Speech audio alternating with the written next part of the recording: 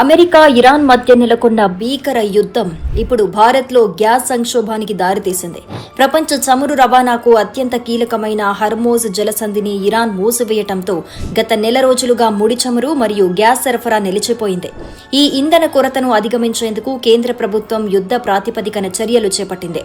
అందులో భాగంగా దేశంలోని ఎల్పీజీ కేటాయింపులపై పెట్రోలియం శాఖ కార్యదర్శి డాక్టర్ నీరజ్ మిట్టల్ కీలక ఆదేశాలు జారీ చేశారు. కేంద్ర ప్రభుత్వం తీసుకున్న తాజా నిర్ణయం ప్రకారం మొత్తం ఎల్పీజీ సరఫరాలో 70% రాష్ట్రాలకు కేటాయించారు. అయితే ఇక్కడ ఒక మెలిక ఉంది. ఏ రాష్ట్రాలైతే piped natural gas, compressed biogas వంటి ప్రత్యామ్నాయ ఇంధనాలను ప్రోత్సహిస్తాయో ఆ రాష్ట్రాలకు అదనంగా మరో 10% గ్యాస్ ను కేటాయించనున్నారు. అంటే సంస్కరణలు పాటించే రాష్ట్రాలకు మొత్తం 80% వరకు గ్యాస్ అందుబాటులో ఉంటుంది. సామాన్య ప్రజల గృహ అవసరాలకు ఇబ్బంది కలగకుండా చూడటమే ఈ చర్య ప్రధాన ఉద్దేశం.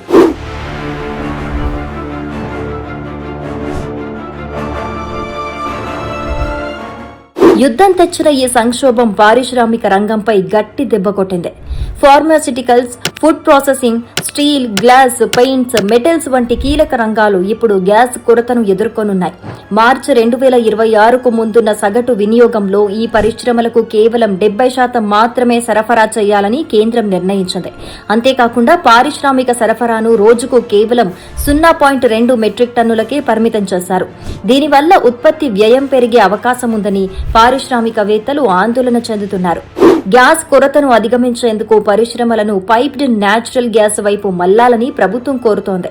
అయితే ఎల్పీజీని కేవలం ఇంధనంగా కాకుండా నిత్యావసర ముడిసరుకుగా వాడే పరిశ్రమలకు మాత్రం కొంత మినహాయింపిచ్చారు.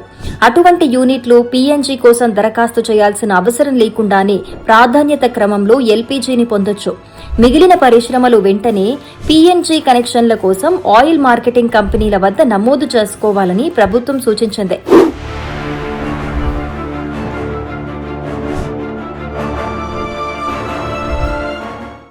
హర్మోజ్ జలసంధి ఎప్పుడు తెరుచుకుంటుందో తెలియని ప్రస్తుత పరిస్థితుల్లో ఇంధన పొదుపు ఒక్కటే మార్గమని నిపుణులు చెబుతున్నారు. రాష్ట్ర ప్రభుత్వాలు వెంటనే పైప్ లైన్ పంపిణీ ఉత్తర్వులను అమలు చేయాలని కేంద్రం కోరింది.